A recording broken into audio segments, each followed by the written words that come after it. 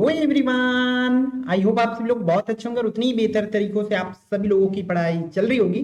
तो इस वीडियो में हम लोग देखने वाले हैं आपके कक्षा 10वीं विषय हिंदी की तिमाही परीक्षा की मॉडल आंसर। ठीक है, तो वीडियो को बहुत ध्यान से देखना, अंत तक देखना। और क्योंकि ये क्वेश्चंस इसलिए सेलेक्ट किया गया, इसकी आंसर्स हम इसलिए बता रहे हैं क्योंकि इसकी क्वेश्चन जो है बहुत अच्छी है, मीन्स बोर्ड में आने के इसके चांसेस है। ऐसे क्वेश्चंस को ही लिया जा रहा है। आप लोगों को पता है, प्रीवियस वीडियो के सॉल्यूशन देखेंगे तो आपको पता है कि हम वही क्वेश्चंस रिकमेंड कर रहे हैं, वही क्वेश्चंस लेके आ रहे हैं, क्योंकि सबके स्कूलों में एग्जाम हो रखे हैं। बात आती है अब सॉल्यूशन की, तो जो बेस्ट क्वेश्चंस है सभी जिलों के स्कूलों से वो देखने वाले हैं। तो ये क्वेश्चन है भाई हम लोग का कौन सा, मिशन अव्वल वाला। ठीक है, मिशन अव्वल वाला जो चल रहा है कौन से जिले का है भाई, ये तो है धमतरी का।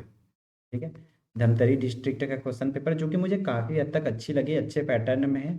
और कहीं ना कहीं ये जिला का है, पूरे जिला के लिए एक ही पेपर आया था, तो उसके सॉल्यूशन जो है हम लोग देखने वाले। अभी कुछ जिलों के पेपर्स चल रही है, तो उन लोग चाहो तो इस चीजों को प्रेफर कर सकते हैं, देख सकते हैं। ठीक है, चलो फिर हिंदी के सॉल्यूशन देखेंगे। इसमें सभी प्रश्नों को वन बाय वन देखते हैं। जैसे कि प्रश्न पहला क्या बोला जा रहा है, सही उत्तर चुनकर लिखे। तो पहला प्रश्न है सक्कारा के पिरामिड है, तो सक्कारा के पिरामिड है भाई सीढ़ीदार हो जाएगा। मिट्टी से कलाकृतियां बनाना वो क्या कहलाती है, मृৎशिल्प कहलाती है। घिसा पाठ किस विधा से संबंधित है या संदर्भित है बोला जा रहा है। तो घिसा पाठ जो है, घिसा पाठ की बात करें तो वो कौन सा संस्मरण है। और अगला प्रश्न, मधुलिका पुत्री थी, तो मधुलिका जो है किनकी पुत्री थे, सिंह मित्र के। तो इस तरीके से आपको करना है जैसे पूरे मार्क्स मिल पाए।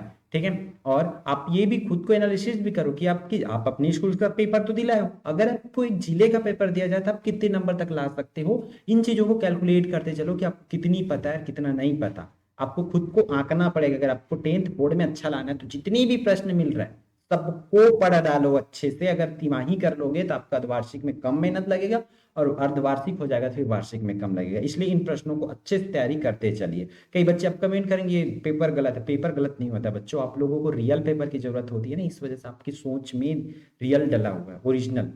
ऐसा कुछ नहीं होता है ना। फिर पेपर का मतलब ही क्या हो जाएगा अगर आपको पेपर्स पहले से दे दिए जाएंगे। इसलिए इसके सॉल्यूशन देखो, समझते चलो। 10वीं में हो तो प्रिपेयर करते चलो, आपको दोबारा एग्जाम दिलाने की नौबत नहीं आएगी, याद रखना, क्योंकि मेरा एक्सपीरियंस है। ऑन लिबर्टी के रचनाकार कौन है, तो ऑन लिबर्टी के रचनाकार की अगर बात करें तो कौन है, जॉन स्टुअर्ट।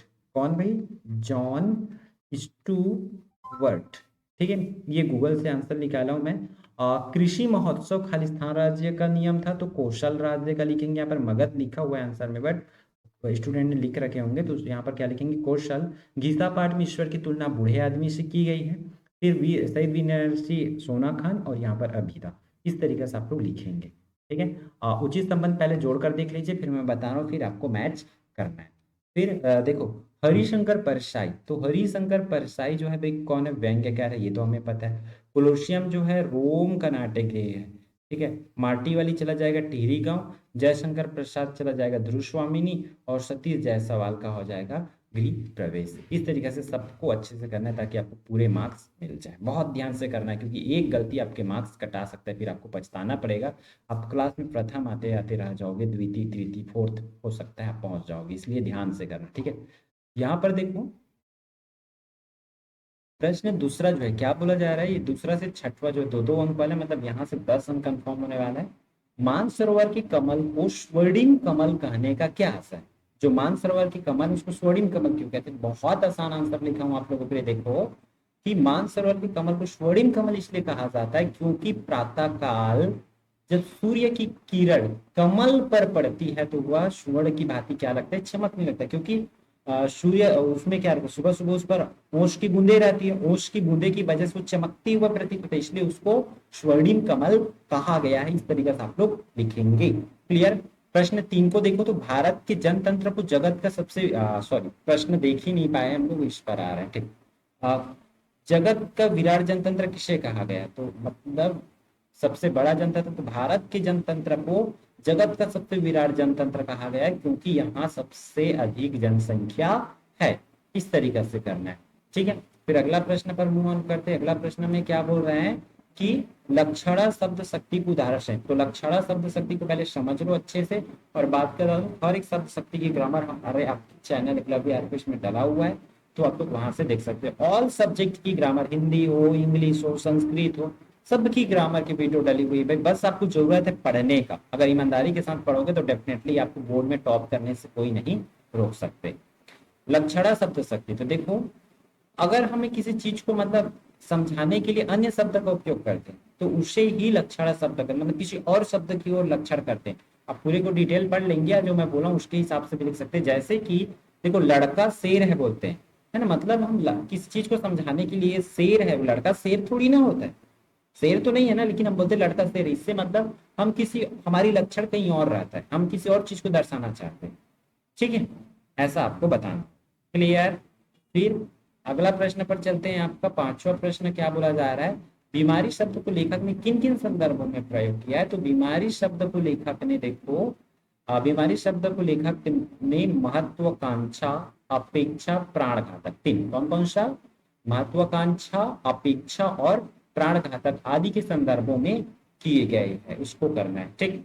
फिर कन्यादान कविता में किसके मध्य संवाद हो रही है, तो कन्यादान कविता में माँ और बेटी के मध्य संवाद हो रही है।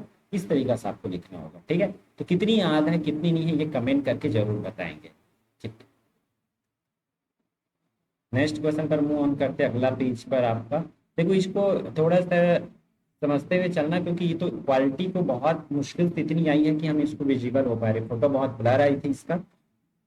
देखो, स्वयं को सबल बनाने हेतु नारी शक्ति, नारी को अपनी भूमिका में किस प्रकार बदलाव करना चाहिए, मतलब नारियों को अपने सम्मान बढ़ाने के लिए, अपनी शक्ति बढ़ाने के लिए क्या क्या करना चाहिए। तो इसकी सटीक आंसर जो है देखो यहाँ पर, स्वयं को सबल बनाने हेतु नारी को सर्वप्रथम आत्म प्रशंसा व आत्म मुग्धता के दायरे से बाहर आना होगा। ठीक है, उसके बाद अपने कर्तव्यों के निर्वहन की सारी जिम्मेदारियों को पूरा करते हुए क्या करना चाहिए, अपने अंदर लोक व्यवहार विकसित करना होगा और अपनी कमजोरियों पर नियंत्रण करके क्या करना चाहिए, शिक्षा पर जोर देना चाहिए। तो इस तरीके से आपको सटीक आंसर जो है इसका लिखना होगा। ठीक है, एक बार पढ़ लो, रट्टा नहीं मारना है, आपको बता रहा हूँ, इसको पढ़ लो और इसी की तरीके से आपको आंसर जो है देके आना होगा।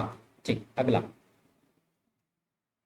आठवां आठवां प्रश्न क्या, माखन के गोदाम से अनाज को लूटने के पीछे वी नरसिंह का क्या उद्देश्य थे। तो वी नरसिंह के उद्देश्य देखो, वो तो ये तीन उद्देश्य सेम चीज को अलग अलग वर्ड्स में लिखा गया, सिंपल सा है। वो भूखा सूखा आ गया था तो लोगों की भूख मिटाने के लिए उन्होंने उसको लूटे, सिंपल से ही, और उतना ही अनाज लूटे जितना कि वहां के लोगों के लिए आवश्यक था। इतना आप लोग को बता के आना होगा।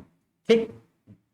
नौवां, महादेवी वर्मा अक्सर अपनी छुट्टियां कहाँ बिताया करती थी। तो महादेवी वर्मा के बारे में देखते हैं भाई। ये हो जाएगी, महादेवी वर्मा अक्सर अपनी छुट्टियां जो गंगा नदी के तट पर एक सूंझी खंडहर में बिताया करती थी। ठीक है, जिससे वो प्रकृति को देख करके और क्या करती थी, उसको समझती थी कि क्या हो रही है, प्रकृति का आनंद लेती थी। ठीक। मानवीकरण अलंकार की परिभाषा की, मानवीकरण अलंकार क्या होता है। तो देखो, जब मानवीकरण अलंकार का ये वाली है, जब प्राकृतिक वस्तुएं जैसे पेड़ पौधे बादल आदि का वर्णन होता है, जब किसी कविता में पेड़ पौधे प्रकृति का वर्णन होता है तो उसे मानवीकरण अलंकार होता है। जैसे फूल हंसे कलियां मुस्काई, उषा सुनहरे तीर बरसाती, जय लक्ष्मी सी उदित हुई, इस तरीके से जो होती है उसे क्या कहा जाता है, मानवीकरण अलंकार का। जब मानवीकरण अलंकार को बच्चों याद रखेंगे, जब किसी कविता में या काव्य में पेड़ पौधे या प्रकृति या बादल का वर्णन होती है तो उसे ही मानवीकरण अलंकार कहा जाता है, इस तरीके से। ठीक। 11वां बोल रहा है, मजदूर नहीं होते तो हमारी दुनिया के विकास कार्यों का क्या होता, कल्पना करना, अगर मजदूर नहीं होते तो देखो हिंदी में ऐसा है कि आपको 2 नंबर वाला प्रश्न आपको 4 नंबर में पूछा जा सकता है और 4 नंबर वाला प्रश्न भी 2 नंबर में, इसलिए आपको छोटा बड़ा करने आना चाहिए। देखो, श्रम शक्ति का इकाई मजदूर है, यदि वे नहीं होते तो सारे विकास कार्य जो है रुक जाएंगे। खेतों में अन्न की उपज, कारखानों का निर्माण कार्य और इस तरीके से अनेकों ऐसा कार्य जिसका मतलब जो रुक जाएगा, जिससे पूरी तरीके से विकास रुक जाएगा और ऐसा करना या ऐसा होना असंभव है। ठीक है।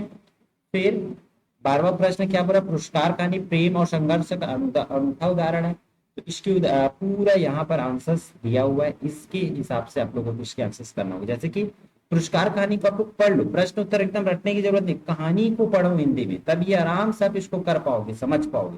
ठीक है, इसके अथवा वाली प्रश्न जो क्या था, मधुलिका ने पुरस्कार के रूप में राजा से प्राण दंड क्यों मांगे। तो देखो, बंदी अरुण मधुलिका का आ सकता था, किंतु मधुलिका कौशल को मतलब, तो सीधी बात मैं समझाता हूँ, मधुलिका क्या करती थी, अरुण से प्रेम करता था, लेकिन वो देशभक्ति की वजह से अरुण को फंसाया कि मतलब राजा को बताया कि अरुण जो है इस हमारे राज्य पर आक्रमण करना चाहते हैं। इसलिए उनको क्या करना था, राजा ने इनाम दिए। तो राजा के इनाम के बदले मधुलिका ने क्या किए बच्चों, मधुलिका ने राजा से प्राण दंड मांगे, क्योंकि उन्होंने अपने प्रेमी को धोखा दिए थे, तो इसलिए प्राण दंड मांगे और कुछ नहीं, बस। ठीक, मतलब उन्होंने प्रेम का भी निभाया और अपने राजधर्म को भी निभाया। ठीक, प्रश्न क्रमांक 13, गृह प्रवेश के बारे में आप क्या जानते हैं, इस चीजों को बताना है। तो पूरी चीजों को गृह प्रवेश कविता के आधार पर यहाँ पर लिखा गया है, पूरे को अच्छे से करना होगा। ठीक है, इसके अर्थों में ये वाली प्रश्न एकांकी जीवन वाला, तो इसको देख सकते हैं भाई, आप लोग समझने की कोशिश करेंगे। अब चैप्टर वाइज वीडियो आएगी, उसमें मैं इस पूरे को बता दूंगा, और उस चैप्टर की डल भी रखिए। भावार्थ लिखने वाला का भी मैं आंसर आप लोगों के ले आया हूँ, जैसे कि यहाँ पर देखो, ये अमल के धवलगिरी के शिखरों पर, तो इसकी जो है भावार्थ या सप्रसद व्याख्या बोला गया है, तो वो मैं लिख लाया हूँ। तो देखो इसकी व्याख्या पूरे को नोट कर सकते हो आप लोग। सबसे पहले ऐसा संदर्भ को पहले लिख लेना इसको, फिर दूसरा में प्रसंग और तीसरा में भावार्थ। तो इसको भी पढ़ लेना एक एक बार, ये भी पूछे जाएंगे आपका, एक तो आना ही है, तो कौन सा आगे कंफर्म नहीं है, इसलिए जितने भी कविता है सभी को पढ़ते चलो। और चाहो तो ऐसा विशेष लिख सकते हैं कि कौन सा समास है, कौन सा अलंकार है। ठीक है, पाठ का अलंकार सभी कविता में एक ही होता है, इन चीजों को याद रख। फिर इस तरीके से आपका 15वां प्रश्न है, मानवीय गुण और ये वाली करके कर सकते हैं।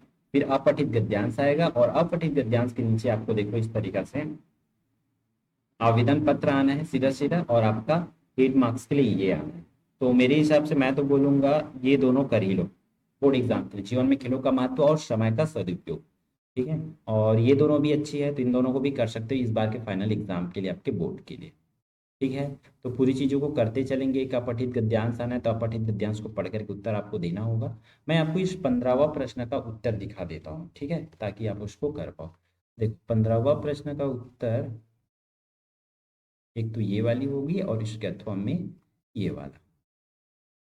ठीक,